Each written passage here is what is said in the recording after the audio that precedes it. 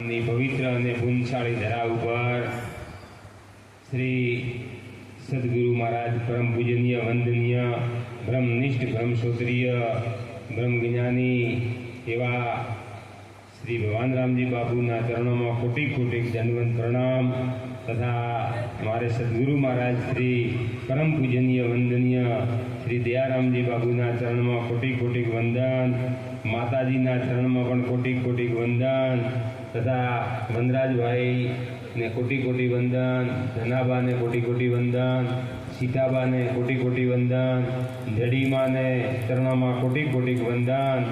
दूर दूर थी पधारेल बधा संत महापुरुषों ने माताओं बहनों ने चरण में कोटि कोटि वंदन। जय गुरु। आज गुरु पूर्णिमा निमित्ते श्री भगवान रामजी बाबुए आपने बधाने बोलाव्या अने संत महापुरुषों जे दर्शन कराव्या आजे अने एकबीजाना सत्संग भजन वाणीनो जे लाभ अपाव्यो ते बदल एमना चरणों में कोटि कोटि वंदन।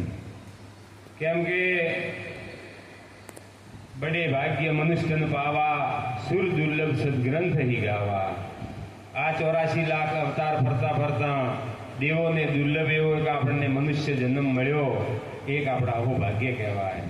मनुष्य जन्म तो करोड़ों की संख्या में भारत भूमि विदेशों लोकोने पण मळ्यो छे, पण बधा आवुं हरिभजन नहीं करी सकता। छतां कोई भक्ति करता हशे, भजन गाता हशे, सांभळता हशे, पण जे जीव सदगुरु चरण में नहीं गयो एने भजन करवानी रीत न आवड़े। गावानुं आवड़े, सांभळवानुं फावे, पण भजन करवुं कई रीते एनी समज न पड़े। तो आपणे मनुष्यनो जन्म मळ्यो अने जन्म मळी अने आपणे एवो एक संग मळ्यो। संगना लीधे करी अने आपणे सद्गुरुना चरणमां जई अने आदि अनादिनी जे वात अखंड घरनी वात ए आपने समजणमां आवी। ए आपणी पूर्व जन्मनो कोई संचित कर्म छे एना लीधे आपणे मळी चूक्यो ए आपणे आवो भाग्य। पण एक वात के मळ्यो ए तो बरोबर, पण एने साचवવું અને લક્ષ્યમાં સમજણમાં રાખવું એ ખાસ મહત્વની વાત। હવે એ રાખવા માટે કરી અને આપણે હંમેશ સંતોનો સંગ, સત્સંગનો સહારો રાખવો જરૂરી છે। કેમ કે અભ્યાસ રાખ્યા વગર એ તો ભૂલી જવાય। એટલે સતત અભ્યાસ રાખવા માટે કરી આપણે નિર્મળ ભાવથી, દાસ ભાવથી जातिनो धननो मन मुभानो अहम छोड़ी अने जो संतोना शरण में रहवाय तो ये बातनी यादी रहे। यादी त्यो आबादी ने भूल्या तो बर्बादी। तो यादी राखवा माटे शू जोईए? सद्गुरु महाराजनी कृपा जोईए। आपणे एम मान्यो के आ भगवाननी कृपा थाय, मातानी कृपा थाय, रोमापीरनी कृपा थाय, कुटुंबनी कृपा थाय, पण एक कृपा थी आ जीव ने कल्याण न थाय। केम के एना माटे करीने तो आपणे कदाच भौतिक सुख मळे, हे भौतिक सुख मळे, पण एना लीधे आ जीव ने कोई सुख न मळे। तो एना माटे आपणे संतोना संगमां रहेवुं पड़े। तोरलदेव पण एज बोल्या, संगत करले निर्मल संतरी मारी हेली, आवा गमन मटी जाय, जन्म मरण मटी जाय। आ जीव ने मोटा में मोटी व्याधि उपाधि दुख शेनो छे? जन्मनो ने मरणनो। अत्यारे आपणे हमणे बापुए वात करी के 60 वर्ष 70 वर्षनी उंमर होय, पण ए खाली कहेवामां पण एम छे के आटली उंमर होय, पण आपणे 90 वर्ष थया होय अने दवाखाने लई गया अने डॉक्टर एम के हवे सेवा करो के बीजुं कोई करवा जेवुं नथी, तो बीजुं बधुं भूली जवराय।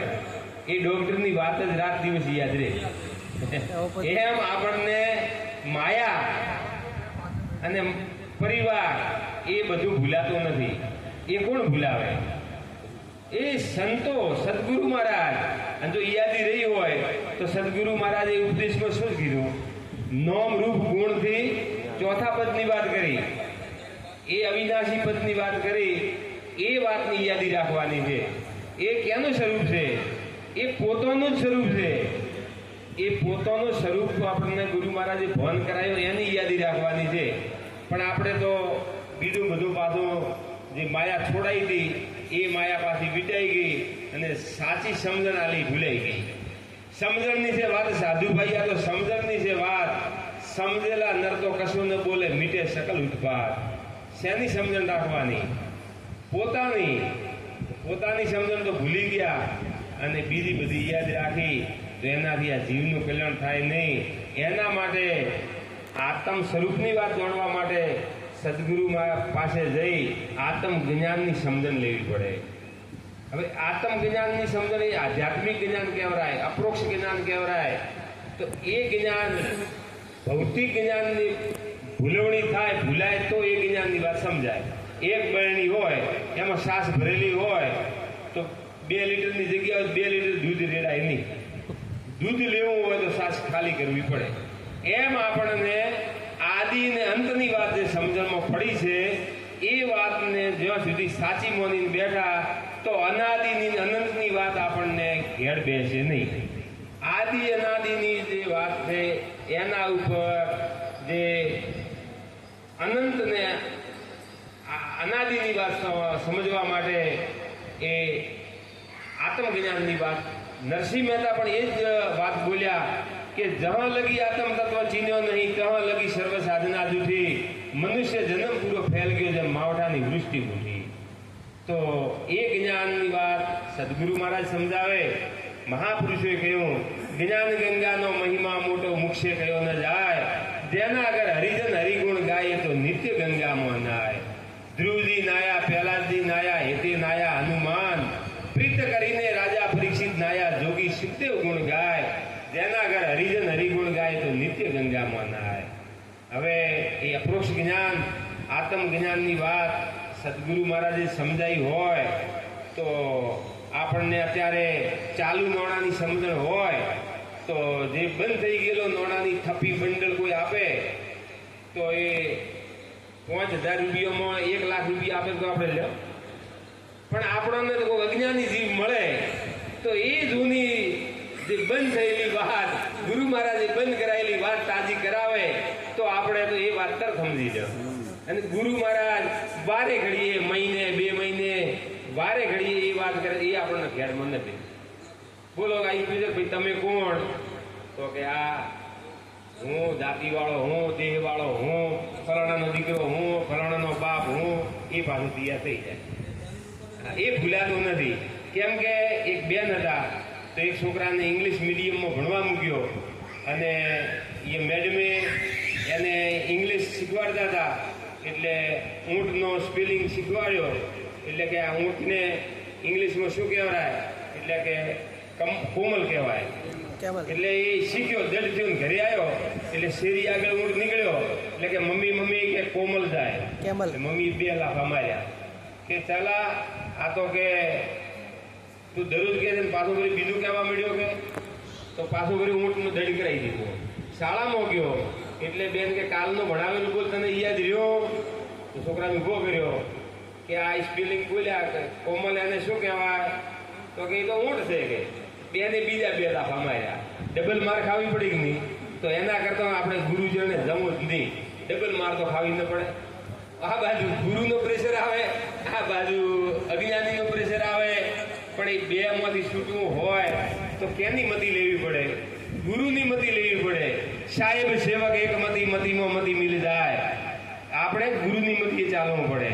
2 માણસ હોય નર નારી, 2નું જુદું જુદું મતું હોય ઘર ચાલે? બાપ બેટાનો અલગ મતું હોય ઘર ચાલે? મહેતો અને શેઠ હોય એક મતું હોય દુકાન ધંધો કેવો ચાલે? તો આપણે આપણી મતી અજ્ઞાનની મતી છોડવી પડે. સદગુરુ મહારાજની જ્ઞાનની દ્રષ્ટિએ જે આપણને ખોલાઈ હોય, જ્ઞાન દ્રષ્ટિએ જે દેખાતું હોય એ આપણે જોવું, એ સમજવું કે આંખ મારી